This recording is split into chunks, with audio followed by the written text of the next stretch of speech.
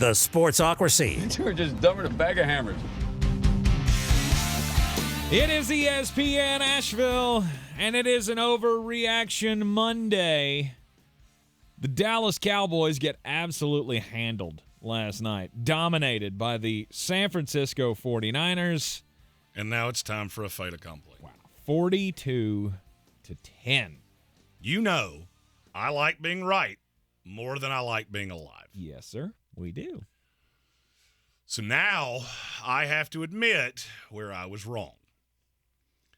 San Francisco's the best team in the NFL, and I'm not sure it's even close. Yep.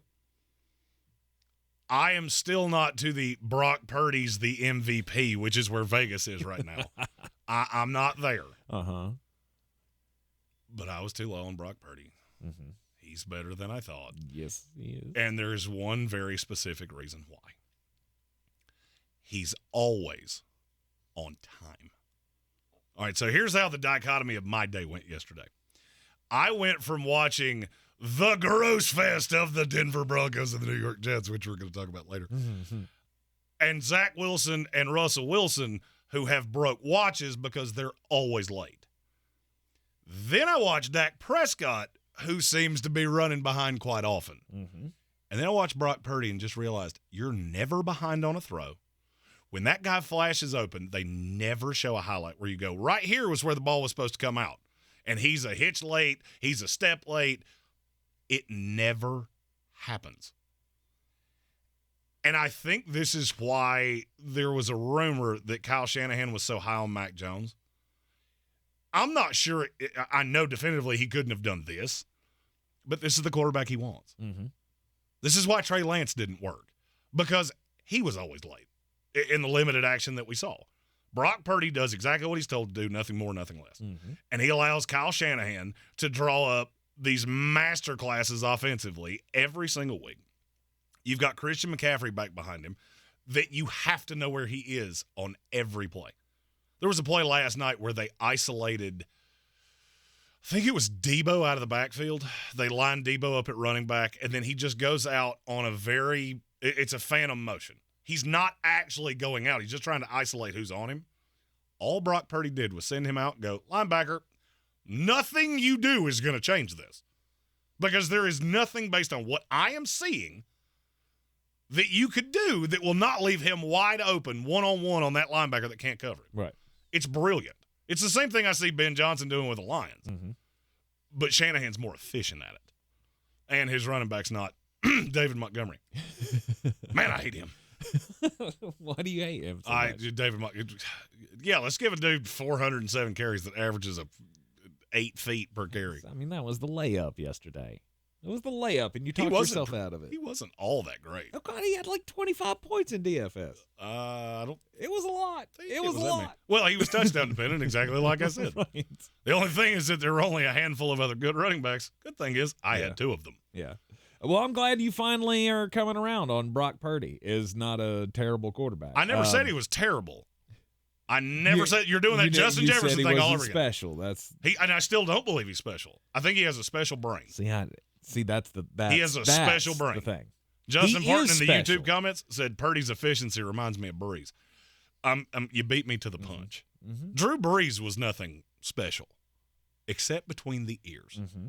And that's what. And I'm not sure that that's not exactly. You don't where have to be special physically. Right? Right? I detest this comparison to Tom Brady. Mm-hmm. You did it earlier, Absolutely, and I felt blood coming out of my ear.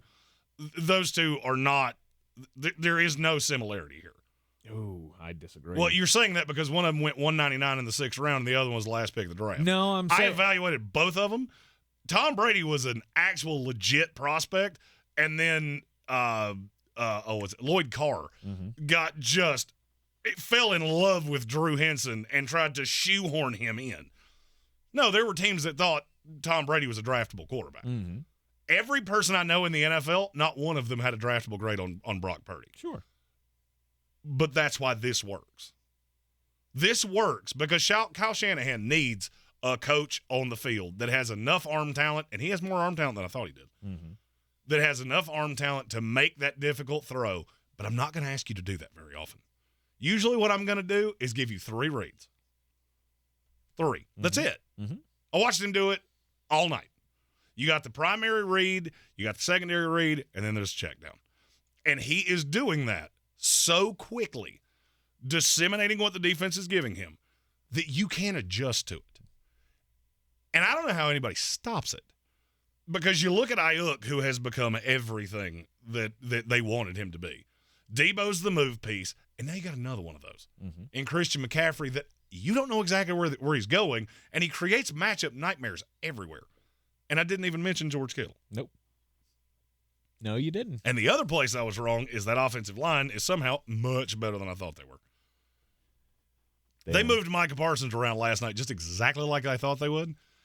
It didn't matter. No, they handled it. It did not matter. There was always somebody there to stand in 11's way, to make him just slow. And you kept saying, Micah Parsons, he didn't show up last night. I forgot he was on the field for half. That's because San Francisco and the scheme. Look, you know me, I'm not the X's and O's guy, but I can look, and when you have a play and I know that there's going to be at least two bodies that go on 11, you're doing something right. And they did it every play last night. It was there was always somebody secondary coming with the contact or to just push him off before he could get to Brock Purdy, just to save him that little extra sliver of time, and then Brock's going to deliver the ball exactly where it needs to go. That when I make the comparison with him and Tom Brady, the things that I see there are similar things that we see in him and Tom. I see nothing similar between the two of them. Well, that's crazy to me because nobody had pocket presence in the NFL like Tom Brady, and Brock Purdy does exactly the same things. Well, he's dancing around the pocket. He's stepping up within the framework. He's not tucking it and running it like a lot of guys are. Well, I'm going to say this, and I'm not directly saying this to you. I'm saying it to anybody that's made this comparison. If you watch the two of them, game for game, and you knew nothing about them, take out where they were drafted, there is zero comparison between the two, and it's disrespectful to Tom.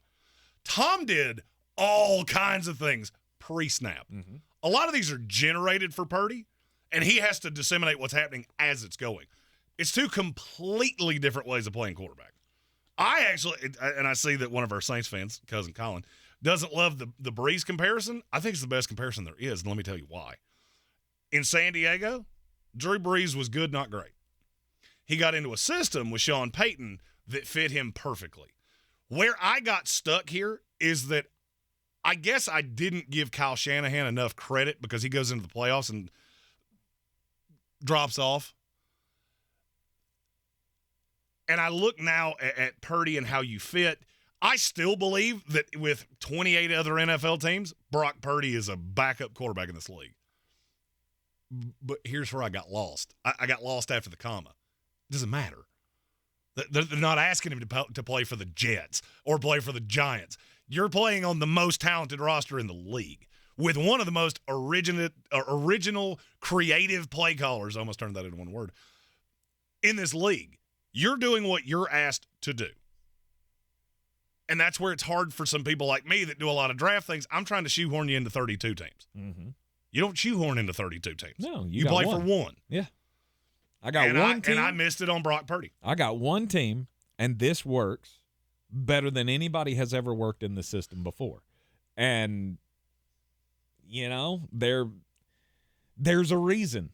There's a reason why Vegas has now got him at the front of the MVP race. It's because he's the quarterback of the best team on the planet, right? You always get that with the best player on the best or the leader of. Well, he's not the winning best MVP. Team. You don't think so? He's not winning MVP. There's too many players on that team that will take too much kudos away from him. Plus the fact that we have Tua Tagovailoa, who may throw for 9,000 yards. So he ain't winning MVP. Do not throw your money away on that. The further down this line we go, but that's not a slight. To say you're not the MVP of the league, I'm not slighting you. I'm admitting that I got this wrong. It's very impressive. San Francisco is the best team in the league, and I'm not sure that anybody's even close. I really believe that. Yep. And Gage Camplin in our YouTube comments, I'm your huckleberry, said if the Eagles fix the red zone issues, look out. They miss Shane Steichen. I agree with you that Philadelphia is good, and they are getting better by the week. You're 4 steps behind San Francisco right now. And that's not a shot. because you're the only team in the NFL that's 4 steps behind them. Everybody else, they're so far out in front of you that you're going to need them to stub their toe to catch them. Yep. And the important thing is we don't have to play them for a while. You know, if we're the Philadelphia Eagles, we're looking at this going, you know what? I've got, what's that, 8 weeks now? 6 weeks? 7 weeks? Something like that to get ready for this Philadelphia team that we're going to see. And we'll see. I think mark it down on your calendars. That's the game of the year. I would agree. I would agree. And I think now you're on a collision course for a repeat of the conference championship game last year. I just have a funny feeling it's going to be in San Francisco this year. Mm-hmm. And that stadium was insanely loud. Yes, they were. They were. It was a great night for the San Francisco faithful, and great night for San Francisco and Brock Purdy, because now that Jeremy Greene's on his side, nothing's holding him back, right? John Seagrove in the YouTube comments from the UK said he's been a 49ers fan since the 80s, and this may be the most impressive team I've seen on the field. Mm-hmm. That should really tell you everything you need to know, considering that means he lived through the Montana Rice years. He lived through the Steve Young Rice years. That says a lot.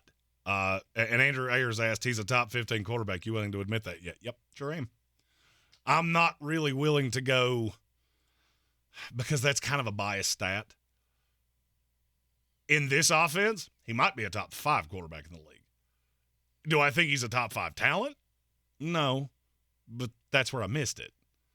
I don't care how good of a talent you are. Mm-hmm. I care how good you are right here.